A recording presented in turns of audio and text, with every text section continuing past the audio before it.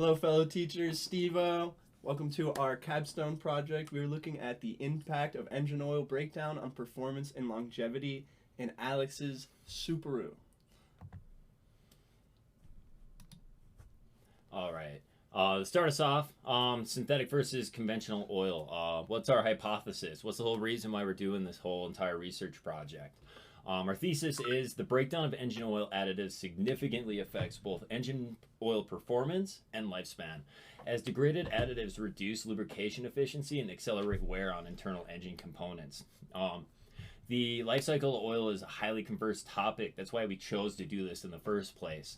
The goal of this research project is to gain knowledge about when oil actually breaks down and to gain a better understanding about it and about proper maintenance intervals, to educate ourselves, people closely around us, and to a larger community. The additives in the oil are the cause of TAN and TBN values increasing and decreasing, which means when the additives are depleted, the oil cannot retain any amount of lubrication. That was our whole hypothesis going into this project here. Going over some basic functions of engine oil before we get into this main project here. The primary roles of engine oil are lubrication, cooling, cleaning, and corrosion protection. Shown on the graph here, the percentages of what they do. Pretty cool that cooling does 25%. All right, so what is oil breakdown? The standard definition of this is the chemical and physical degradation of base oil and additives over time. Some of the causes of this is thermal stress, high and low temperatures, oxidation. That's when the oil and additives react with oxygen, contamination from fuel, water, soot, metal particles, shear forces.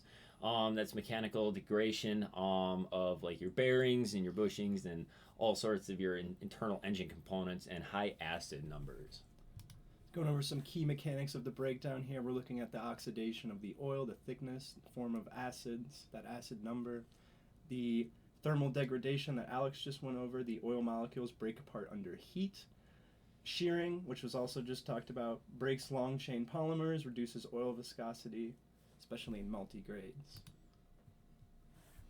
So some of the effects of the breakdown on engine performance is the increased engine wear from the lower viscosity, higher acid numbers. They all affect the internal engine components like your rod bearings, your main bearings, your cylinder walls, your valve train. They can lead to deposits and sludge buildup in the heads, the timing cover, corrosion on engine internals, reduced fuel economy as the oil gets, as it's thicker or it gets thinner on some cars, loss of cooling ability, which makes some cars run hotter, which can lead to engine overheating. Going over some of the effects of the engine lifespan or the longevity of breakdown in the motor. It affects wear on your bearings, accelerate on pretty much all the internal parts, the motor, the pistons, camshaft lobes and rockers, deposits on the valve leading to poor sealing, as well as extreme catastrophic failures, long-term damage to cylinder wall scoring, oil starvation, premature failure, and clogging of the oil galleries. And as you can see here, we have a picture of a catastrophic failure. I don't work on Subarus too much. I don't know if that happens very often. This like is a very, very common issue on the EJs. As a super technician, this is something that we see all the time, caused by oil starvation, loss of oil pressure, usually caused by lack of maintenance or going too long on the oil. Some cars do affect the oil differently than others due to different engine loads, different crankcase pressures, combustion pressures, different ring leak thresholds. But most importantly, what old oil can do is it can clog oil galleys, which leads to that loss of oil pressure. One thing we did find is this little pictogram at the bottom here is a cracked open oil filter, one with about 7,000-8,000 miles on the left, and then the other one is around that 3,000-4,000 range. As you can see, a lot of the sludge and deposits build up in these filters and can cause loss of oil pressure as well, and lead to these catastrophic failures. So our two oils that we research are the Subaru 020 and the Subaru 5W30, both synthetic oils here on these two cars at the bottom. And the research oils that we tested from other labs online to compare data, which we have graphs with later in the presentation, are the Idemitsu 530, which is the Subaru oil, and then we have Walmart SuperTech, Valvoline, Mobil One, and Kirkland Signature from Costco. It's good stuff. When it came down to the procedure, we did take fresh oil sample at 0 miles. We also did find a lot of, VOAs is what they're called in the oil testing industry. We did find a lot of those as well, and we took some of those into our research accounts. We sampled every 1,000 miles, and our test duration was 14,000 miles. Our analytical methods were viscosity testing, both visually and graphically, wear metals analysis, where we watched the amount of metals increase or decrease throughout the lifespan of the oil, and then we did a visual inspection of the samples for metal particles, took a magnet around like we would looking for like rod bearing failure, and we tried graphing those as well. So a little bit of preparation before we started testing. Basic tune-up. We did an oil change with a new filter, Subaru filter, no Fram, only name brand. As you can see from pictures, it's very important to have a name brand filter. We replaced spark plugs, coil packs, oil flush was performed, made sure there was no leaks or breaks in any lines. We did a smoke and boost test on the turbo car and just a smoke on the NA car. Other than that, just basic tune-up. So our drive cycle parameters and conditions for this project. During these drive cycles, we wanted to keep it as widespread as possible to really take into account all the different driving conditions that the normal everyday person experiences, to give this oil as much extreme condition as possible. The temperature range throughout the year has been around -10 to 75. The average is 48 out of that. The air quality in Ogden is a 31 on average. The weather conditions that we drove in, pretty much every single one: heavy light rain, heavy light snow, sunny, cloudy, sleet, hail, pretty much everything you can imagine. The average moisture content in the atmosphere throughout all of our drive cycles was anywhere between 20% and 68%. This is one of the things we did not keep track of throughout in the entire process, but we wanted to keep it as widespread as possible. The trip lengths varied from 1 mile to 2,024 miles, or 2,400 miles, non-stop, including gas stops. Speed was anywhere from idle to 90 miles an hour, and when it comes to engine load, these are all of the drivers who helped us out with gaining the 14,000 miles in the last couple semesters here, and I'd like to thank all of them for their gracious efforts. Some going a little bit more when it came to like the dust and debris exposure. At the end of the day, a lot of it was on road. About 95% of the time. There was a couple little gravel roads, and then we took into account a lot of the dust that's in the air into this, because a lot of the driving was urban, suburban environments, minus a lot of the long freeway miles that we did drive, going across Wyoming, South Dakota, through Colorado, basically all around Utah. Fuel quality was always 91 octane, even on the 2019 or 2015 Outback. From busy gas stations, so the tanks were always nice and fresh 90% of the time. When it came to engine running temperature, it was always nice and running, no overheating conditions, as well as we got minus 37 degree cold starts for fuel dilution. All right, so over here we have a chart that we made out of the driving table. It is a cumulative of all the miles in orange and the individual trip in green. We did a lot of skiing. We went to Powder Mountain the most. We also went to Snow Basin a lot. We even included the SEMA trip on there, and we went to Wendover the Nugget to have some fun and go to concerts a few times. It was all together great trips, all fun. And in the next slide, I have the tracking of the data from the spreadsheet that was for that graph. And we have the start position, which is our house in Ogden. And then next to it is the final destination, the trip time one way, and the miles two ways on the end. And then we also rated how much fun the trip was.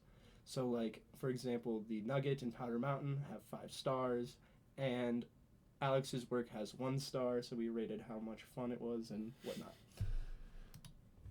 All right, so some of the obstacles that we ended up facing throughout the process of this research project. Our first one was our planning time to actually drive these miles. With the time constraints, the high amount of miles that we needed to be actually driven, it was difficult to plan for a lot of the longer distance ones with a full work schedule, other classes and commitments.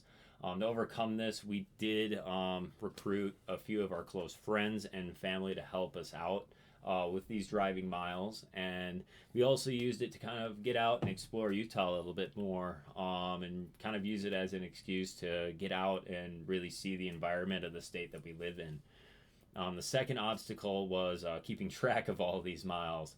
When it came to the longer drives, it was pretty easy because we could use the GPS data from Google Maps or Apple Maps and really pinpoint exactly where our routes were taken. As well as I have Life 360 app, which gives me a nice solid average speed as well as distance. So we always had a nice accurately tracked number on the longer drives. But when it came to the shorter ones, they were very difficult, especially the sub-mile ones. So that's why we got a driver tracking app that would account for all these smaller ones to keep the data as accurate as possible. To keep the idle hours down, we would turn the car off at all possible times. Obviously not at stoplights or stop signs when driving, but the second we get home, we'd get there, immediately turn it off. In the Legacy, I would let it run for about 10-15 seconds to let that turbo cool down a little bit before I turn it off to really make sure I wasn't burning anything off due to anything mechanical. And then our third obstacle was actually the oil testing and analysis itself. Due to the unforeseen high expense of these oil testing panels and the time constraints involving the labs.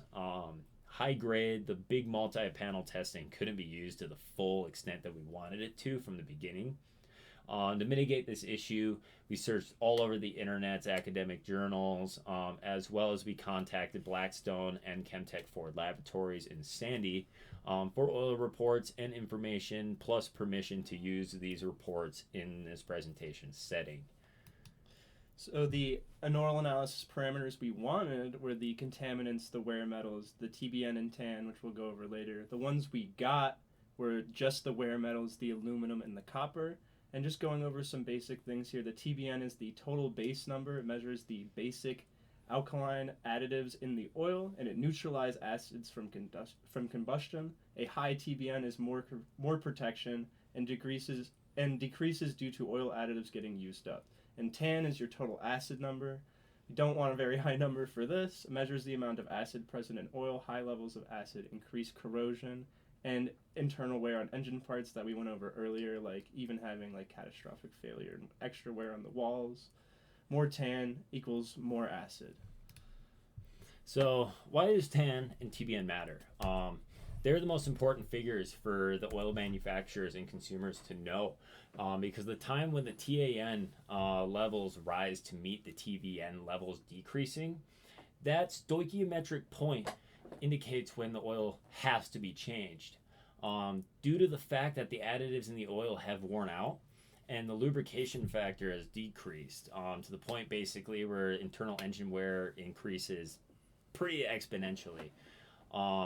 When the TAN, TBN graphs are what the manufacturers use when designing the next generation oil, or when they are testing different additive packages to conclude which works and actually what doesn't. In testing, we are looking for this change in TAN and TBN to happen to indicate how long the oil actually lasts, and to read when this medical particle amount in the oil increases. The additives that actually affect these numbers are the detergents, which is the TBN, the total base number, is your calcium, your magnesium, your sodium, as well as some can be some zinc as well as copper additives in some different oil brands at different grades, as well as different dispersants.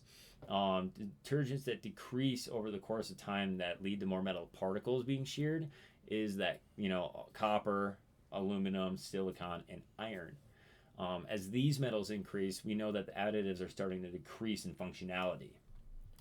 Going over our research oil additive package, like how Alex was just talking about, we have the detergents and the dispersants over here on the left for group 3 on our 0W20, and it has calcium, sulfonate, and magnesium, and I'm not even going to try to say that word, bordinated, as one of the dispersants and anti-air agents like zinc, which is one of the things that we just talked about in the last slide, as well as friction modifiers, the MODCT.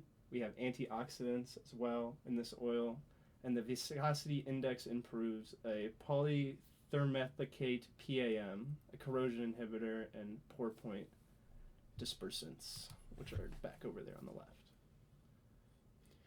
So our other oil 2, which is the Kirkland Signature 530, is the example that we used here, and all the other ones in group 2 are exactly the same. The detergents in this one are going to be calcium and magnesium, so that's going to be that TBN number. The dispersants are calcium and boron. Anti-wear agents are going to be straight zinc, phosphorus, and molybdenum, as well as the molybdenum acting as a friction modifier in these generic 530 oils. The oxidation inhibitors are boron and molybdenum, and the anti-foaming agents are silicon. Basically, so very basic additive packages that come in these generic 530 conventional oils. Going over our base 1 elements here, we have what that should look like at 0 miles and what our test came back, and it looks pretty about the same for the first one. Calcium's right in the middle, but magnesium is much over what it should look like, as well as the molybdenum. I'm most definitely saying that wrong, but that is much higher than what it should look like on the left. And going down to the phosphorus, it is perfect at 700 right there. That's not too high. And the zinc is also perfect, running around the same to the max of that phosphorus. Going down even further, if we look at the boron, it is over 100 ppm, and the metals are 1 ppm, which is over 0, which was actually very surprising. So our base metals in our 020 synthetic oil basically should look like 0, except for maybe a little bit of copper, 1 ppm possibly. Did not include that in the slide because it's only some additive packages that wasn't included in the Subaru 020. What it actually looked like is we had a little bit of iron in there, and that can happen from just pouring the oil in. And so that's where our oil was taken. It was poured in and then poured out to see actually what it picked up going through the engine. And it was a little bit of iron, less than 1 ppm of lead, tin, a little bit of aluminum, a little bit of chromium, and basically no titanium. So it was looking pretty good. So going over to oil 2 base elements, this so far has been the best results in terms of what it should look like and what they actually are. As you can see on the left is the same numbers as before, almost 1,000 to 1,200, and is right there on the calcium on the right in the middle. Exactly 550 magnesium ppm. The zinc is exactly 714 compared to 800, which is also great. The phosphorus numbers line up perfect, not 700, almost 43 less before it goes to that max, as well as the molybdenum that I don't know how to say, which is 60 ppm, falling right into that, falling a little bit under that range of 80 to 100, but that's still fine, as well as the bottom 2 falling. The only one that's over is the silicon at 23 when it should be at a 10 ppm max, and the boron is perfect at 59.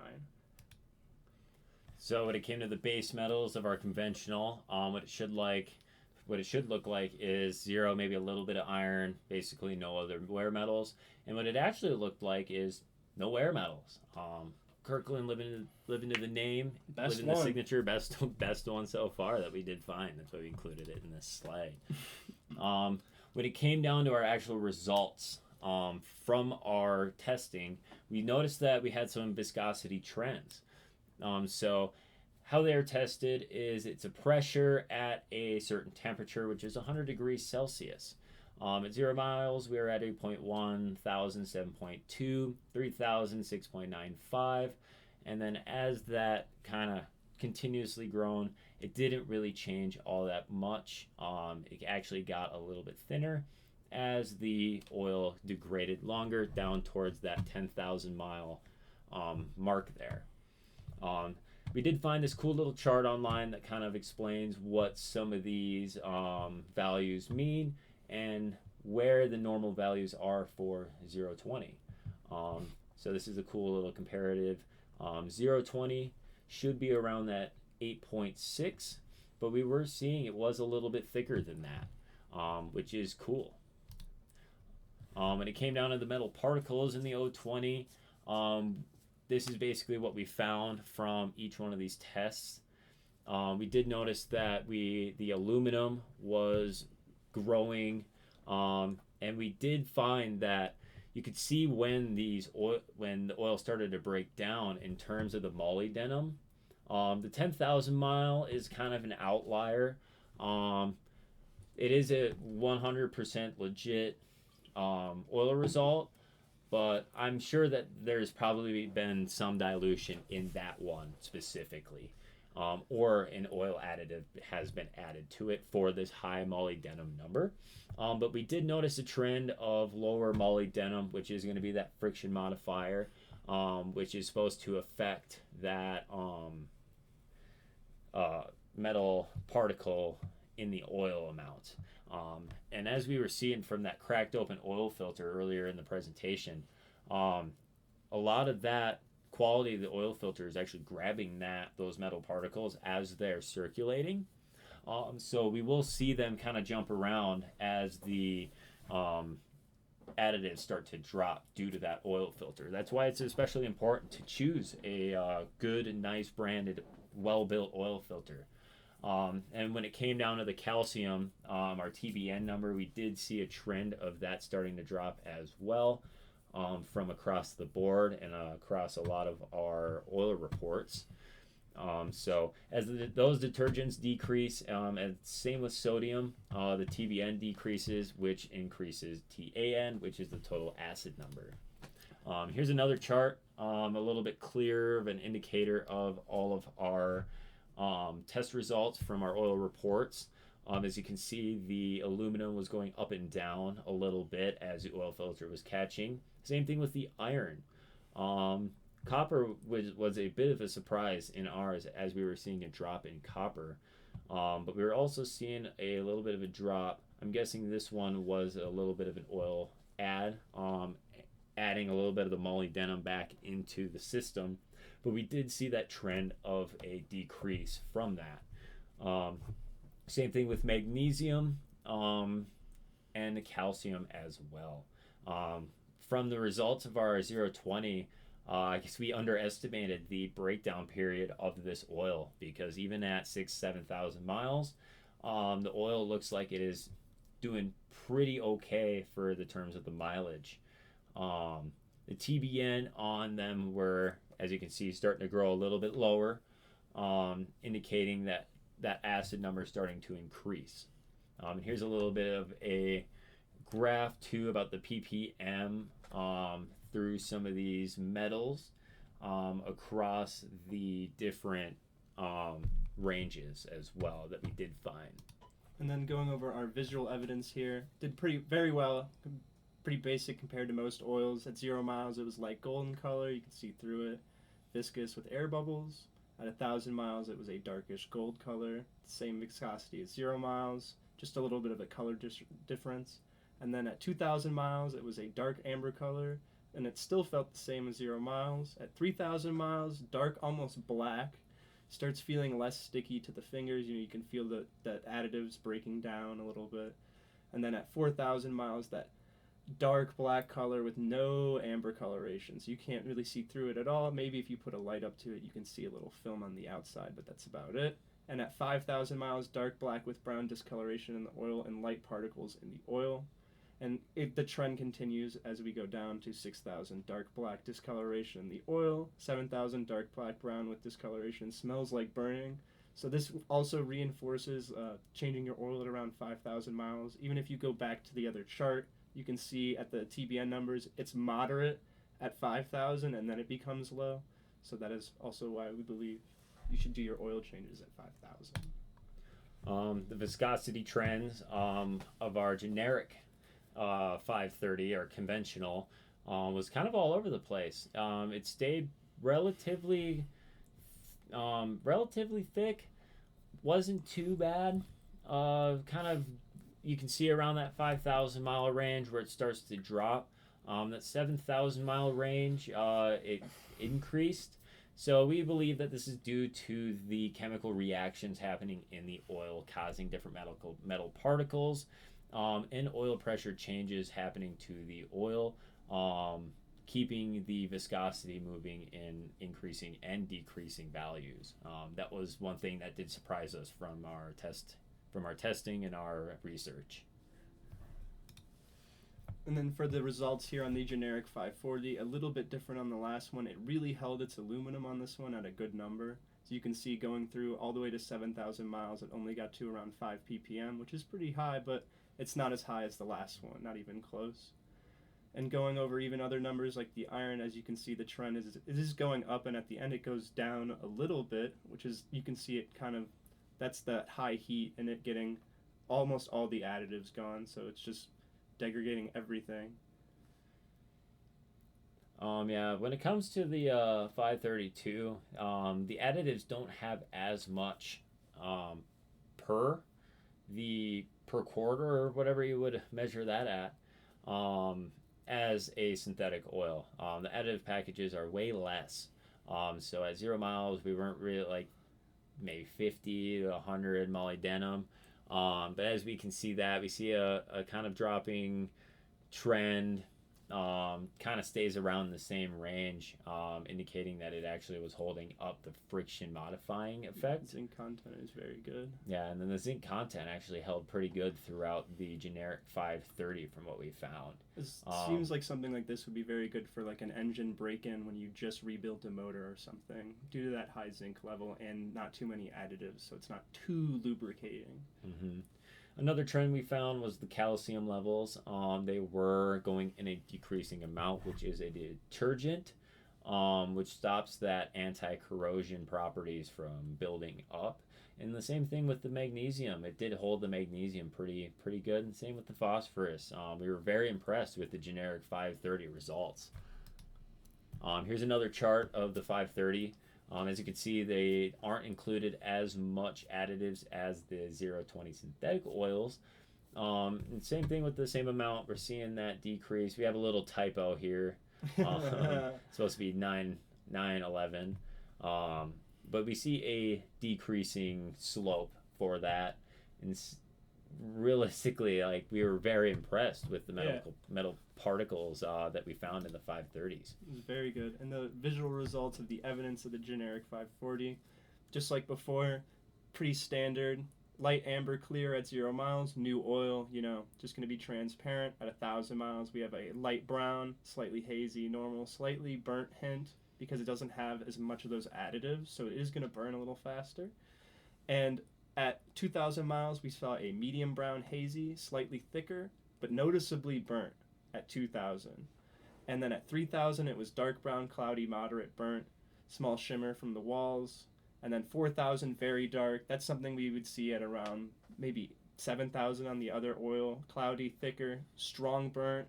And then as we go down in trends, it's as the miles go up, it just gets worse and worse. Nearly black at 5,000, black at 6,000, and black plus sludge at 7,000. So once again, it's very good for like a break-in, but I wouldn't go more than like 2,000 miles if you're breaking in a motor with this oil. But anything else, it'd have to be a very old car. and it's mainly just a base oil as well. But around that 5 to 6,000 range, if I'm remembering correctly, it did start to smell a little bit like fuel as well. I'm not sure if that is because the additives were masking it better in the 020, or if we just had tighter tolerances designed into the 020 engines to let less fuel dilution from happening. So yeah, these are comparative graphs. Blue being 530, green being 020. Yeah, they held up pretty good. You can see the iron concentration in the 020 spike around that 2,500 or 3,000 mile range and then start to taper off, which I'm guessing is from the oil filter. But it held up pretty good on the friction modifiers and stuff on the 020. The aluminum on the 020 started to increase drastically around that 6,000 mile range, but we were thinking that that's when the oil filter started to clog up and stop filtering a lot of that metal particle. Copper was a weird one as well. That did increase around that 3,000 mile range back down. But we did see a big decrease in that zinc, almost basically down to nothing from that 6,000 mile range. But no matter what, around that 4,000 or 5,000 mile range, we're seeing a big decrease in basically everything. So that's when we recommend doing your oil change, is when we see that decrease to really combat any wear from happening to your engine. Some significant discoveries we have here. Something that really amazed us is that the conventional oil degrades more than synthetic oils, but at less of a slope than we thought. We thought it was going to be like straight down, but it actually like held its own for a while. You could put some miles on that. Another cool thing I learned was the calcium and magnesium are the driving detergents in both conventional and synthetic oils. Things we keep our bones strong, keeps our oil strong. And same thing with the amazing average engine wear across, all the engines tested from the report from my car and the Outback. We also learned that high TBN is high lubrication potential, essentially. And that short trips, idle time, and cold starts cause fuel dilation to oil. Yeah, you noticed that, and we popped our oil cap and we found some frothy brownish fluid on top of it from shorter trips going skiing and maybe not letting the car heat up perfectly on that trip. Another cool thing is molybdenum is the driving friction modifier that increases the lubrication factor of the oil the most. The more molybdenum you have, the better it is for racing and motorsports applications. All right, so when it comes to the discussion, start with wear metal trends. Which oils show consistently low metal readings, and what might that suggest about engine wear? What we found was actually surprising with the 530. Kirkland. The generic conventional oil showed low metal readings across the board and some good, decent non-breakdown happening. So how that suggests about engine wear is it's not doing much. What oils stand out for higher wear metals? The 020 actually started with a lot more molybdenum as well as calcium, magnesium, and more detergents. But around that 5,000 mile range, we did see a big decrease in that all of the additives across the board except for wear metals, which started to increase from there.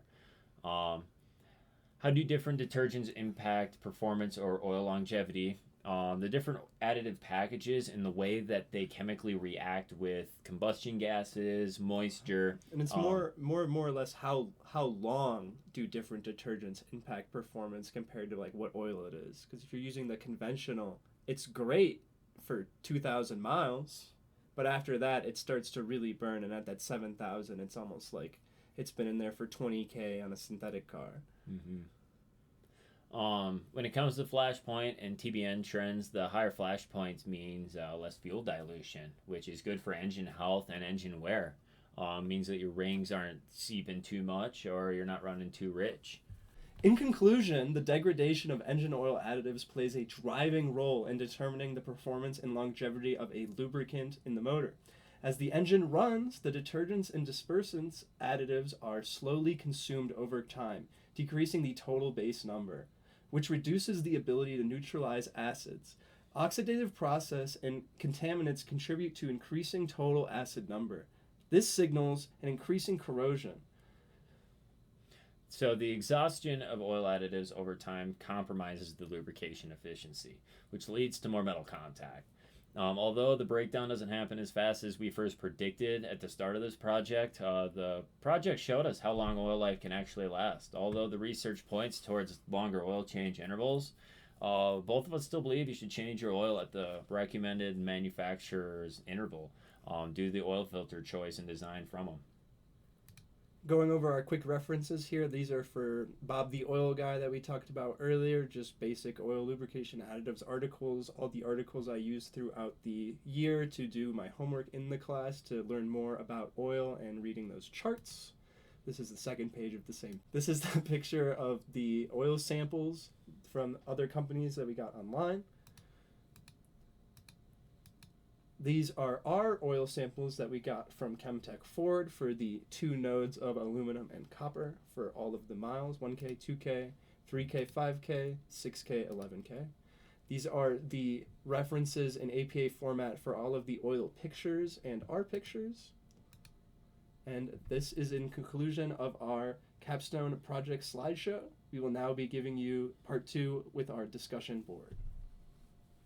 Hello, my name is Jake Goodman. I'm Alex Leigh. Introduction for this project, we are looking at the effects of oil additives have on daily driven cars.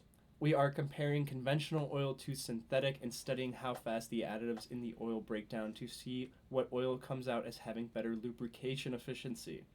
To accomplish this, we have driven a 2015 Subaru Outback and a 2008 Subaru Legacy GT for 14K miles total. 7,000 miles are on the conventional 5W30 and 7,000 miles are in the synthetic 0W20, and we only had 29 undocumented miles. With an extra 11,100 mile sample, our hypothesis is that synthetic oil will have twice the amount of lubrication as efficiency as conventional oil. Our whole research goal and our thesis is the breakdown of engine oil additives significantly affects both oil performance and lifespan, as degraded additives reduce lubrication efficiency and accelerate wear on internal engine components. The life cycle of oil is a highly converse topic, and the goal of the research project is to gain knowledge about when oil actually breaks down to gain a better understanding on when to perform maintenance in properly timed intervals. Some significant discoveries we had is that conventional oil degrades more than synthetic oils, but at less of a slope than we originally predicted. Calcium and magnesium are the driving detergents in both conventional and synthetic oil, the main additives there. Molybdenum is the driving force behind lubrication efficiency in most modern oils, and a high TBN, high lubrication potential. Short trips, idle times, and cold starts cause fuel dilution to oil, that condensation in your oil cap from not letting the car heat up all the way for a small trip. Synthetics oils holds viscosity better and for much longer than conventional oil, and the zinc diethylene phosphate reacts at a high temperature and creates copper in the oil through a chemical process. Oil filters, we found out, are very important. You must use the manufacturer oil filter to ensure that particulate matter does not recirculate into the engine. It also makes it so that it goes to that recommended mileage that the company wants you to change that oil at. More metals in the oil can be related to oil filtration issues rather than breakdown in the additives that filter. Most modern oils lubricate far beyond the manufacturer's recommendations, but most oil filters can hold a set amount of debris, so just change that filter.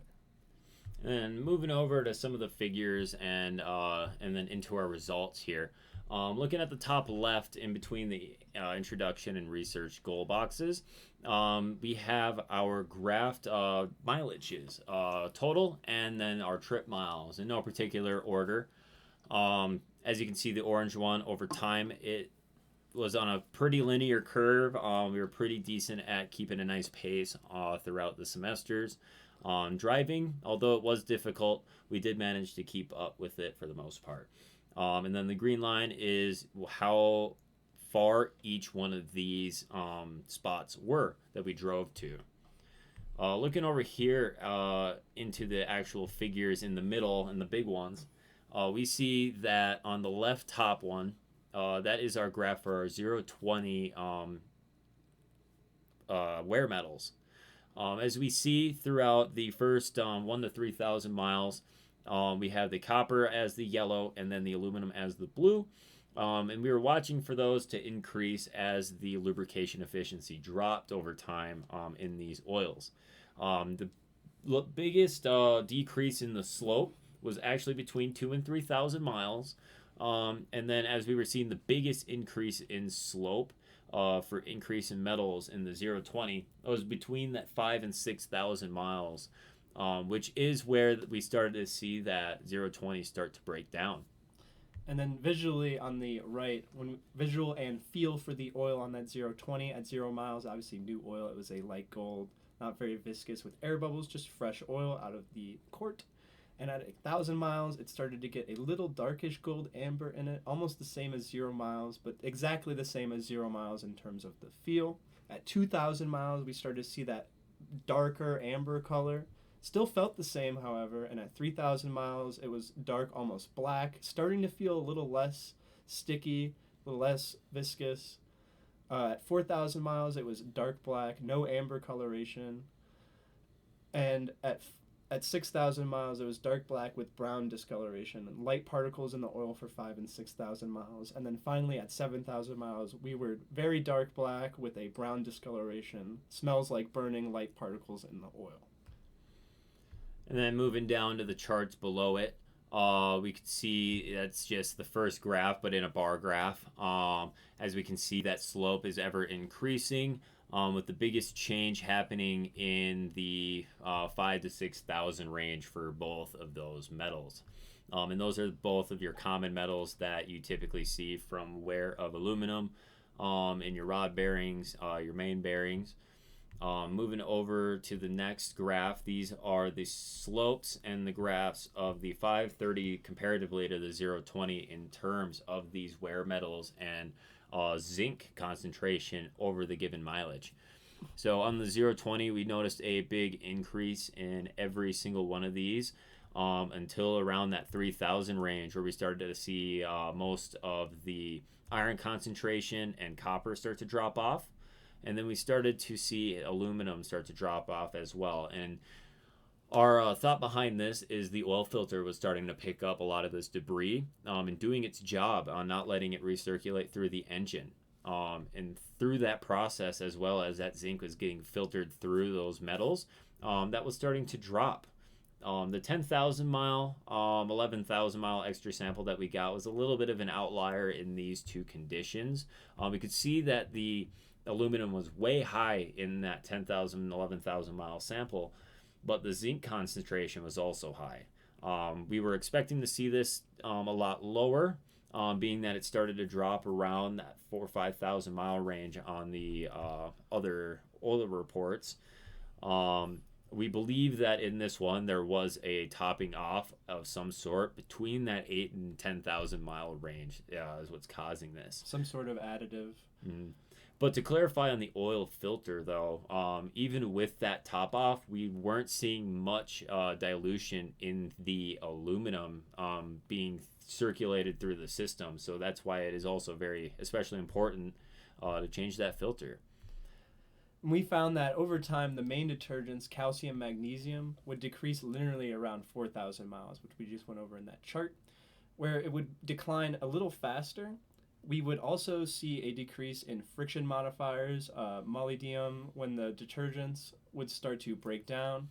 As the additives of the oil would break down, the viscosity would increase along with the acidic agents in the oils. This drove the total base number down due to the caused total acid number to increase. Making corrosion happen to internal engine components faster. These TBN and TAN values are calculated based on the amount of additives and metal particles in the oil per mileage. A higher TBN value means more lubrication efficiency, which is good. This oil has while the higher tan value means more corrosive efficiency it has, the crossing point of the two values is indicated as the breakdown point where the oil no longer has any lubrication, around that 7,000 mile mark. From all the data we collected and researched, we did find that the additives tend to break down at less of a rate than we previously anticipated. We found that we didn't start to see much breakdown on the 020 oil until around that 4,000 or 5,000 mile mark. Well, the 530 generic conventional started to break down around that 3,000-4,000 mile mark. Significantly in terms of visual wear, but in terms of the actual additives left in the oil, we were pretty surprised to see that they did kind of stand throughout the whole testing procedure, indicating that even though it was kind of dark visually, it was still lubricating the internal engine components. Although our research-based findings, we found the driving conditions and oil filters play a big factor in the breakdown happening to the additives.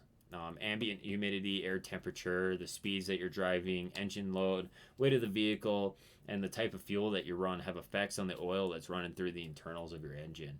The type of oil filter has an effect on the breakdown, and we noticed that the oil filter would take out most of the debris and metals in the oil over time, helping the lifespan of the additives in the oil. It's just that limit of the filter differs. So if you have the manufacturer's recommended filter, it will hold up to that mileage, but if you grab like a Fram filter or something, it'll be a little less and it will get clogged before that manufacturer one. Mm-hmm. And then looking at the figures up here in the top right, these are the analysis tables from the 530 and the 020 over given mileage periods. So with these tables, we are seeing a big trend in decreasing calcium, magnesium, and molybdenum in terms of the 020.